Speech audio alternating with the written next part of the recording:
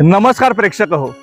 निसर्ग आणि पर्यावरण या दोन्ही संज्ञा आपण अनेक वेळा वापरतो, पण या संज्ञांचा नेमका अर्थ काय, यांचा परस्परांशी संबंध कसा येतो ते जाणून घेऊयात का? चला तर मग. निसर्ग, ज्यात हवा, पाणी, जमीन, नदी, डोंगर इत्यादी अनेक घटक येतात, आणि पर्यावरण म्हणजे परी अधिक आवरण.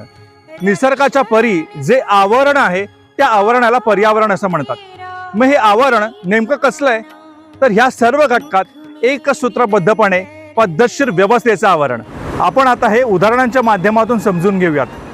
सूर्यामुळे पाण्याची वाफ होते, हवेमुळे वाफेचे ढग होतात, ढगातलं पाणी डोंगरांवर धो धो बरसतं, डोंगरांवर बरसणारं पाणी दुथडी भरून नद्यांमध्ये वाहू लागतं, नदी समुद्राला जाऊन मिळते, आणि पुन्हा एकदा सूर्यामुळे पाण्याची वाफ होते.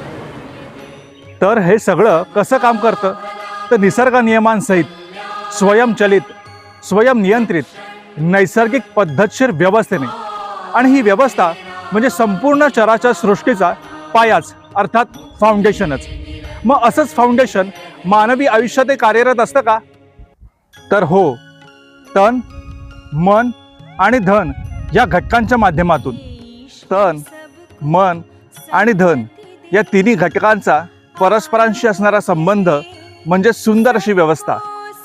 पहिला घटक आहे तन. आपल्या जीवनात शरीराचं महत्त्व किती आहे?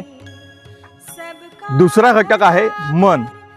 आपल्याला सगळ्या गोष्टी मनासारख्या करायच्या असतात. मग मनासारख्या गोष्टी करण्यासाठी नक्की कोणती युक्ती वापरावी? तिसरा घटक आहे धन, अर्थात पैसा. ऐश्वर्य संपन्न जीवन जगण्यासाठी नक्की किती धन आवश्यक आहे?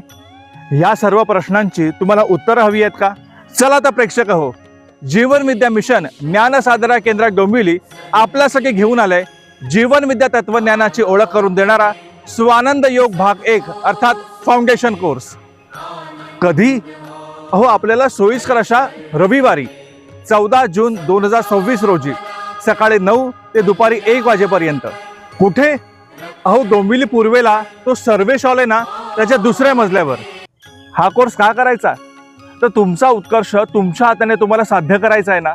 मग तुमच्या आयुष्यातला एक दिवस जीवनविद्या मिशनच्या ह्या फाउंडेशन कोर्सला द्या, आणि तुमच्या आयुष्यातला पाया अर्थात फाउंडेशन मजबूत करा. कारण तूच आहेस तुझ्या जीवनाचा शिल्पकार.